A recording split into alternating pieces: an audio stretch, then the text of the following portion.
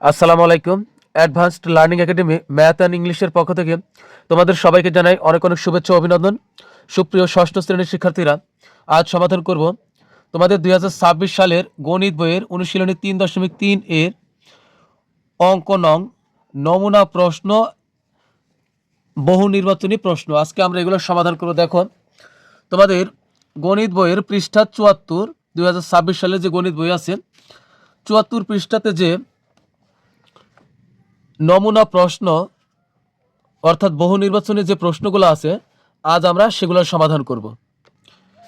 দেখো, 1 নং প্রশ্নে কি দেওয়া আছে যে ফাঁকা -15 ইকুয়াল -10। তো এখানে এই ফাঁকা চিহ্নিত স্থানের সংখ্যাটি কত? তো চলো আমরা 1 নং সমাধান করি। আমরা এই অঙ্কটা উঠাই আগে। এখানে আছে কি ফাঁকা মাইনাস হলো 15 ইকুয়াল হলো -10।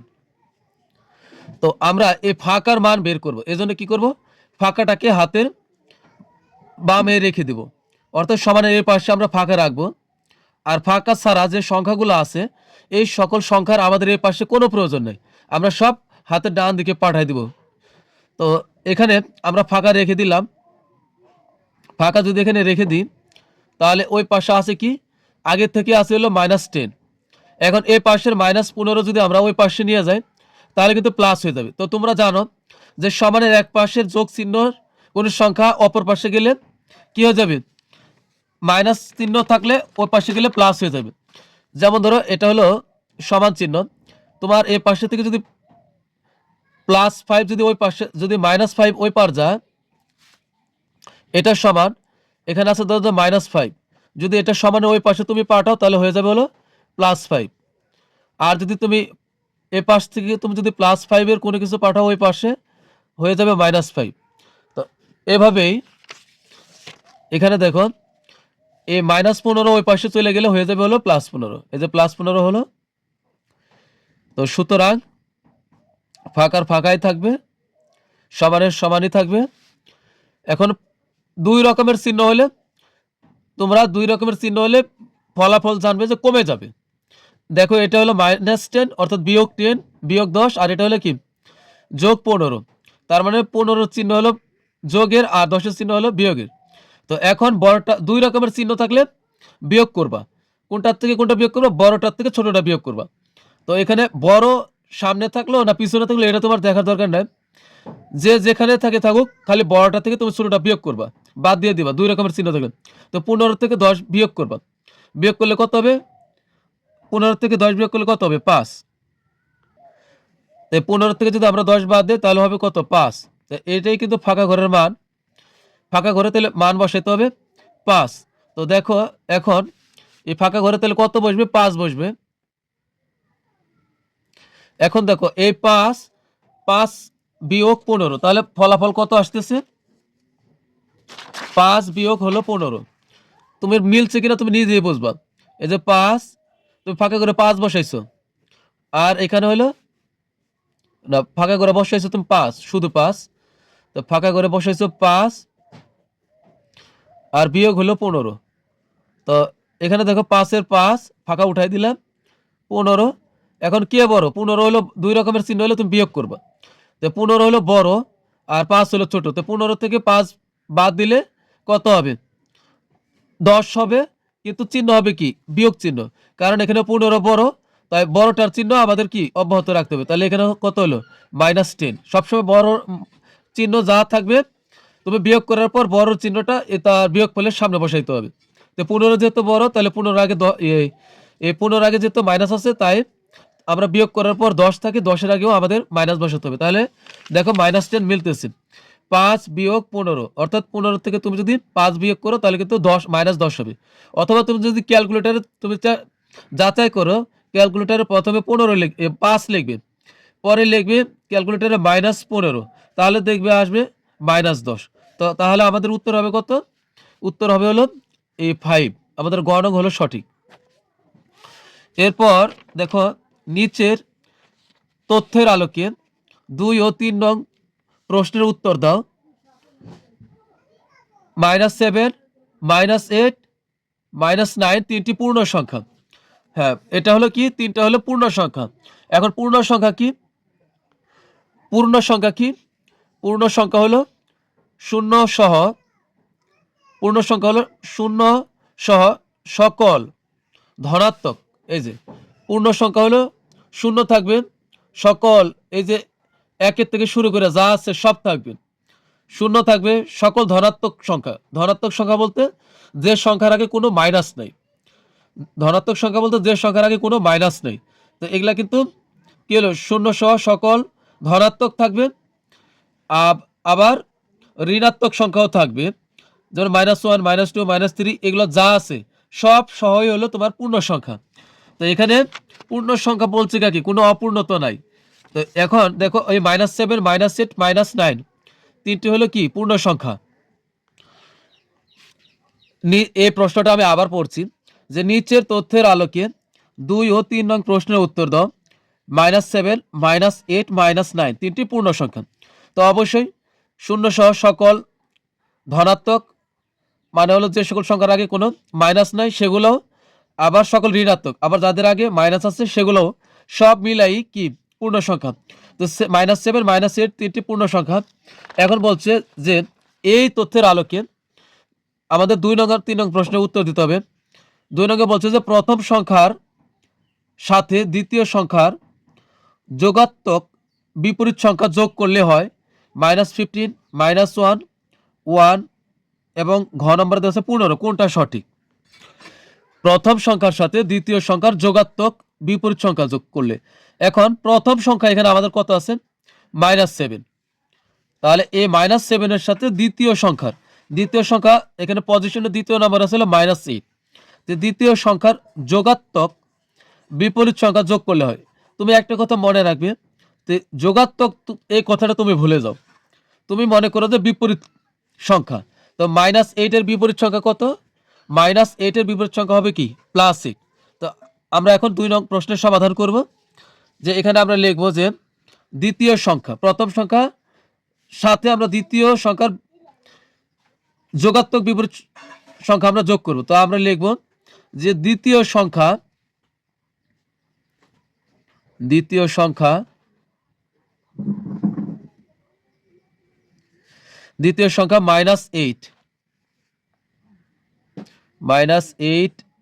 এর যোগাত্মক। তুমি লেখার সময় লিখবে, কিন্তু পড়ার সময় তুমি এটার কারণ বিশ্লেষণ করবে না। দ্বিতীয় সংখ্যার যোগাত্মক বিপরীত সংখ্যা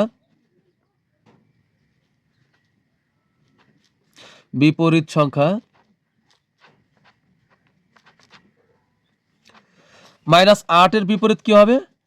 বিপরীত সংখ্যা হবে হলো +8।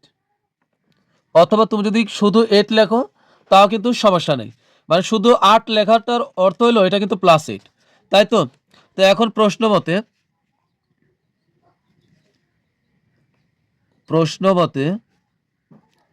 কি করতে বলছে? যে প্রথম সংখ্যার সাথে দ্বিতীয় সংখ্যার যোগাত্মক বিপরীত, অর্থাৎ প্রথম সংখ্যার সাথে দ্বিতীয় সংখ্যার বিপরীত সংখ্যা যোগ করতে হবে। তো প্রথম সংখ্যা হলো কত আমার? -7। প্রথম সংখ্যা হলো -7, তো -7 এর সাথে যোগ করব। এই যে -7, মাইনাস থাকার কারণে আমরা এটা ব্র্যাকেটে লিখব।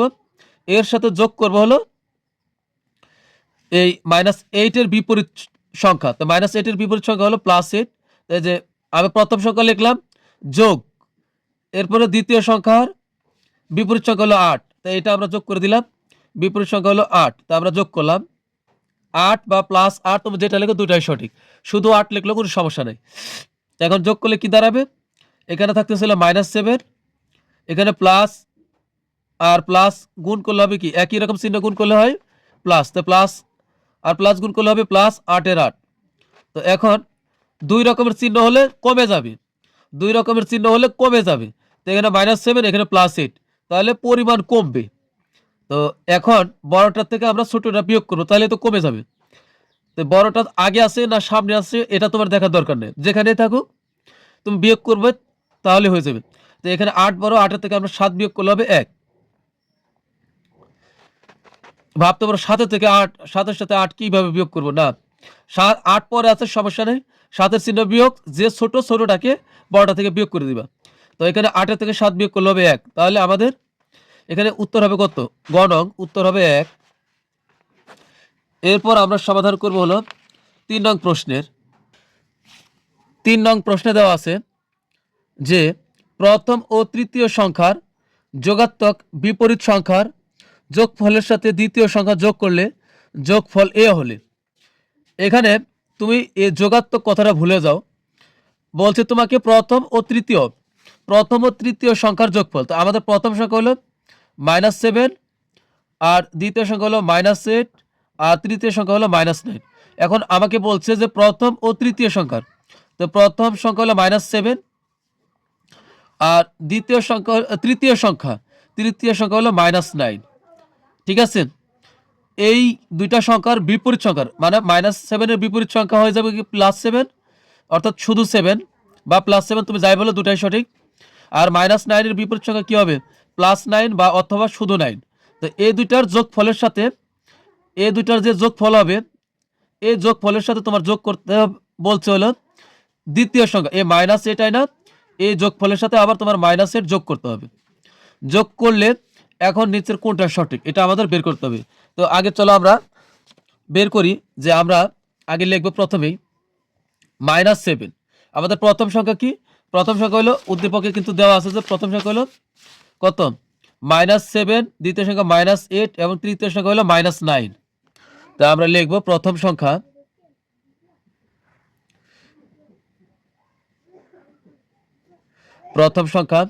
-7 এর যোগাত্মক বিপরীত সংখ্যা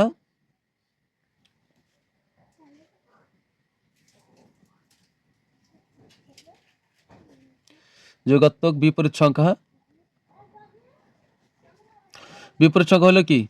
-7 আছে, হয়ে যাবে +7। তা আমরা +7 না লিখে যদি শুধু 7 লিখি, তার অর্থ এটা +7, মাইনাস না থাকলে এটা প্লাস। এরপর হলো তৃতীয় সংখ্যা হলো -9 এবং তৃতীয় সংখ্যা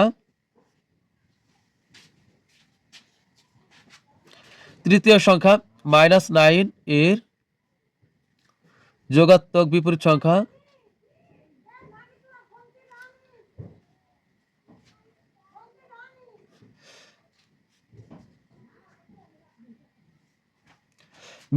হবে কত? -9 হয়ে যাবে হলো +9। আমরা শুধু 9 লিখলে হবে। এখন এটা কিন্তু বিপরীত সংখ্যা হয়ে গেল। তো এখন লিখব বিপরীত সংখ্যা দুটির যোগফল।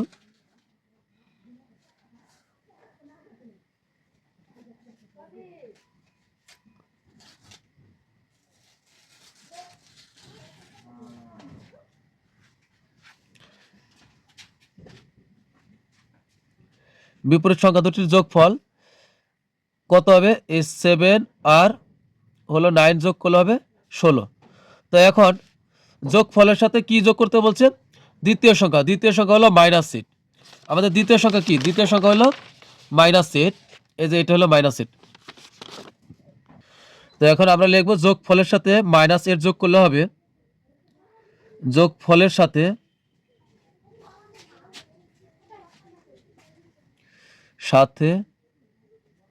-8 যোগ করলে হবে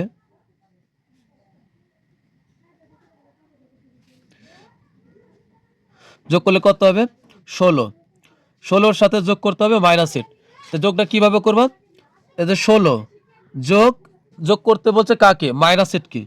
তো এ লিখবা -8 আর কোনো কিছুর আগে মাইনাস থাকলে যোগের সময় আমরা এটা ব্র্যাকেটে রাখবো।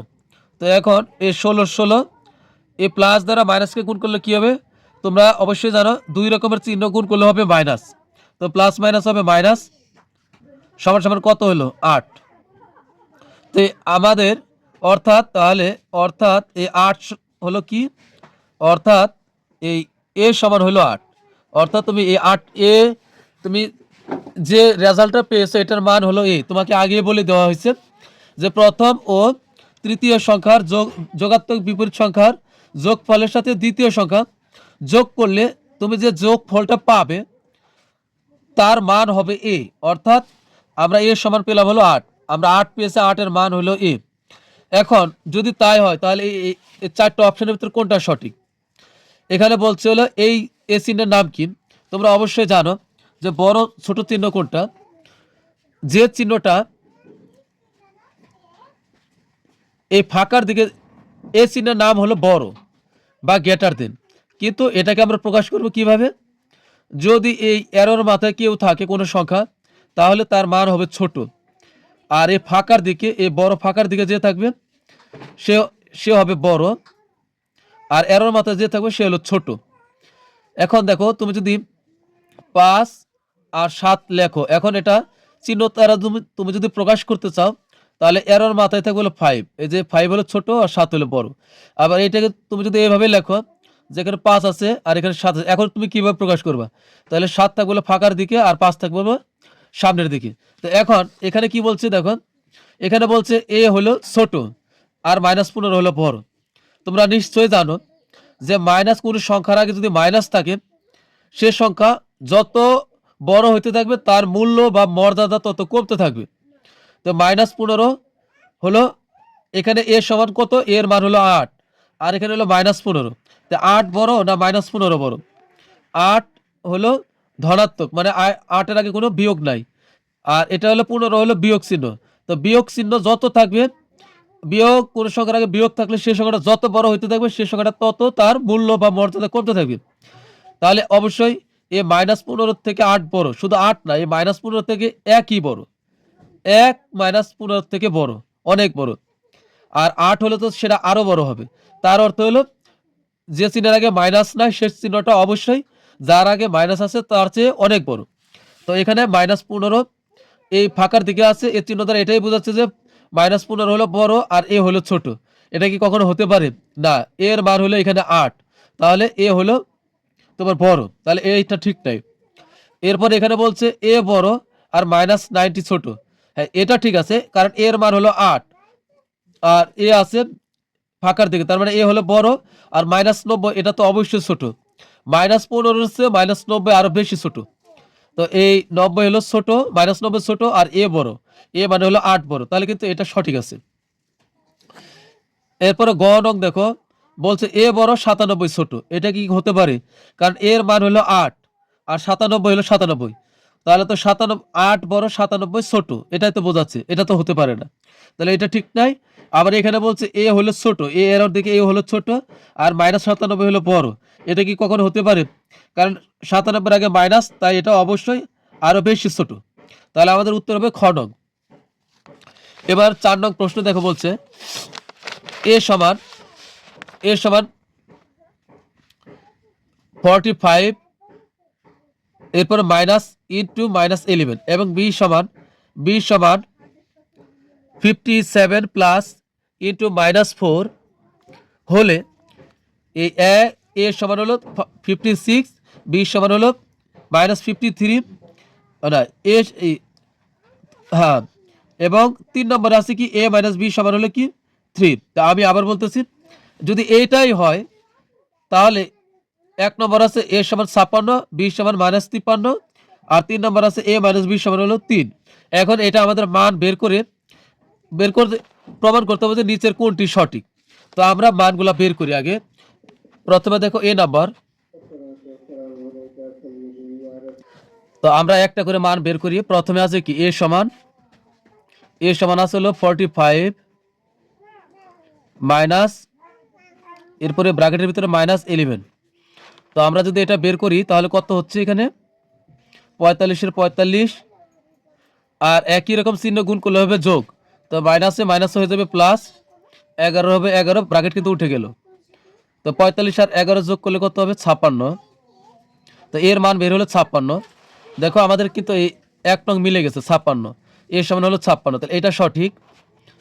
এরপরে হলো আমাদের এই বি সমান বের করি আমরা। এখন বি সমান যদি বের করি, বি এর মান কত আছে? 57 প্লাস ইন্টু -4। তো এখন এখানে 57 আর প্লাস মাইনাসে দুই ধরনের চিহ্ন গুণ করলে হবে মাইনাস, প্লাস মাইনাস হলো মাইনাস, আমরা এই প্লাস ধরে মাইনাসে গুণ করছি, তাহলে হলো 4। তো 57 থেকে যদি আমরা 4 বিয়োগ করি তাহলে কত হবে? 53। এরপরে আমরা এখন 53 কিন্তু এখানে নাই, এখানে আছে -53, এটা +53 বের হয়েছে, তো এটা কিন্তু এক না। এখন আমরা এ মাইনাস বি বের করি। তো এ মাইনাস হলো বি, এর মান কত পাইছি আমরা? এর মান পাইছিল 56। এই যে এর মান কিন্তু আমরা 56 পেয়েছি। এই 56 থেকে আমরা বাদ দিব কত? বি এর মান। তো বি এর মান কত হয়েছে? 53। তো এখানে হবে 53। তো বিয়োগ করলে কত হবে? 56 থেকে 53 বাদ দিলে হবে 3। তাহলে কিন্তু আমাদের এই মানে কি a মাইনাস বি সমান হলো 3। তাহলে কিন্তু আমাদের এই যে a মাইনাস বি সমান 3 এটা কিন্তু সঠিক। তার মানে বি সমান হচ্ছে -53। আমরা কি বি সমান -53 পাইছি? না, বি সমান আমরা পাইছি +53। তাহলে কিন্তু এটা ভুল, এটা ঠিক না। তাহলে আমাদের উত্তর হবে নিচের কোনটি? তাহলে 1 আর হলো 3 সঠিক। এটা আছে কোনটাতে? এটা খ নঙে আছে, 1 আর 3 সঠিক। তো প্রিয় শিক্ষার্থীরা, আমাদের কিন্তু 4 নং সমাধান হয়েছে। আর তোমাদের কাছে একটু ব্যাকে যাব, 3 নং প্রশ্নটা আমি তোমাদেরকে আর একটু শর্টে করে দিব। তোমরা যদি এইভাবে করো তোমাদের কিন্তু হয়ে যাবে। আমি বোঝার সুবিধার জন্য তোমাদের একটু বড় করে করে দিয়েছি। তো তোমরা যদি এইভাবে করো তাহলে কিন্তু হয়ে যাবে একদম শর্টে। দেখো 3 নং বলছে, 3 নং প্রশ্নে কি বলছে যে প্রথম সংখ্যা, আমি এখানে আগে লিখি, প্রথম সংখ্যা কত? -7, দ্বিতীয় সংখ্যা হলো -8 আর তৃতীয় সংখ্যা হলো -9। উদ্দীপকে কিন্তু তাই দেওয়া আছে। তো প্রথম ও তৃতীয় সংখ্যার বিপরীত যোগাত্মক বাদ দাও তুমি। প্রথম ও তৃতীয় সংখ্যার বিপরীত সংখ্যার যোগফলের সাথে দ্বিতীয় সংখ্যা যোগ করলে যোগফল হবে a। তো তুমি যোগ, তো শর্ত মতে লিখবা, শর্ত মতে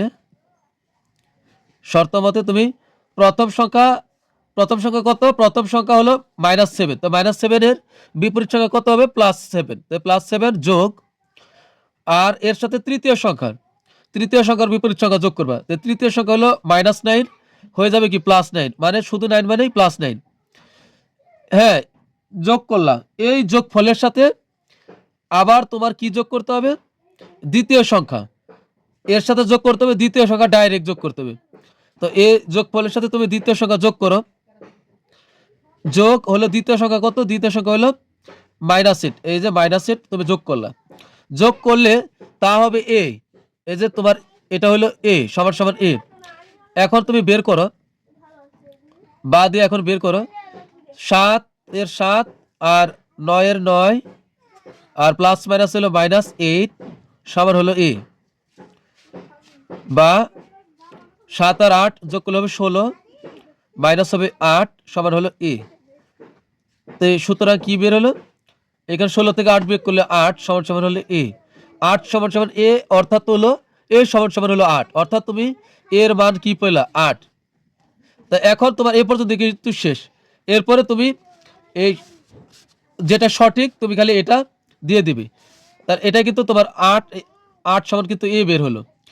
তো এটাই কিন্তু আমাদের 3 নং প্রশ্নের সমাধান। এরপর আমরা সমাধান করবো হলো সর্বশেষ 5 নং প্রশ্নের সমাধান। 5 নঙ্গে দেখো একটা চিত্র দেওয়া আছে। চিত্রের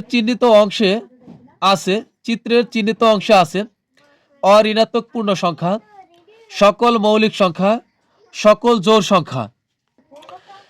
1 নঙ্গে বলছে যে অঋণাত্মক পূর্ণ সংখ্যা তোমার হলো ধনাত্মক সংখ্যা কোনগুলা? ধনাত্মক সংখ্যা হলো শূন্য বাদ দিয়া যে সংখ্যাগুলো আছে, মানে শূন্যর চেয়ে বড় যে সকল সংখ্যা আছে সবই হলো ধনাত্মক সংখ্যা। যেমন 1 2 3 4 5 ডট ডট ডট ডট চলতেই আছে, এগুলো সবই হলো ধনাত্মক সংখ্যা, মানে অসীম। ধনাত্মক সংখ্যার কোনো শেষ নাই, অর্থাৎ যে সংখ্যার আগে কোনো মাইনাস চিহ্ন নাই তারা হলো ধনাত্মক সংখ্যা। তো এখানে চিত্র দ্বারা এটাই বোঝাচ্ছে যে এই 0 থেকে শুরু হয়েছে, এই 1 2 3 4 এগুলা কিন্তু ধনাত্মক সংখ্যা। তো এগুলা কিন্তু চলমান অবস্থায় আছে। এই এরো চিহ্ন দ্বারা এটাই বোঝায় যে এটা অসীম, মানে চলমান অবস্থায় আছে। তাহলে 1 2 3 4 এভাবে যদি চলতে থাকে তাহলে এই ধনাত্মক সংখ্যার কি কোনো শেষ আছে? শেষ নাই। তার মানে এখানে যে এটা হলো ধনাত্মক সংখ্যা। আর ঋণাত্মক সংখ্যা কোনগুলো? ঋণাত্মক সংখ্যা হবে যখন এই তোমার এই ধনাত্মক সংখ্যার আগে তুমি একটা শূন্য বসাই দিবা। যেমন ধরো এগুলো হলো তোমার ধনাত্মক সংখ্যা, এই ধনাত্মক সংখ্যার আগে তুমি যখন একটা শূন্য বসাই দিবা এই তালিকার ভিতরে, ধরো যে এই তোমার এই এতটুকু পর্যন্ত 1 2 3 4 5 এগুলো হলো তোমার ধনাত্মক সংখ্যা। এই ধনাত্মক সংখ্যার এই তালিকার সামনে তুমি যখন একটা শূন্য বসাই দিবা তখন এই সংখ্যার নাম হয়ে যাবে অঋণাত্মক সংখ্যা। তার মানে এটা হলো অঋণাত্মক সংখ্যা। দেখো এখানে কি শূন্য থেকে শুরু হয়েছে, এগুলা সব কি অঋণাত্মক সংখ্যা। তাহলে এই অঋণাত্মক পূর্ণ সংখ্যা, তাহলে কিন্তু এগুলা কিন্তু অঋণাত্মক পূর্ণ সংখ্যা, পূর্ণ সংখ্যা, ঠিক আছে।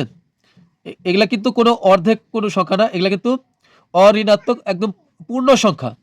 তো এটা কিন্তু সঠিক, তাহলে 1 নং। এরপরে বলছে সকল মৌলিক সংখ্যা। মৌলিক সংখ্যা বলতে কি বোঝায়?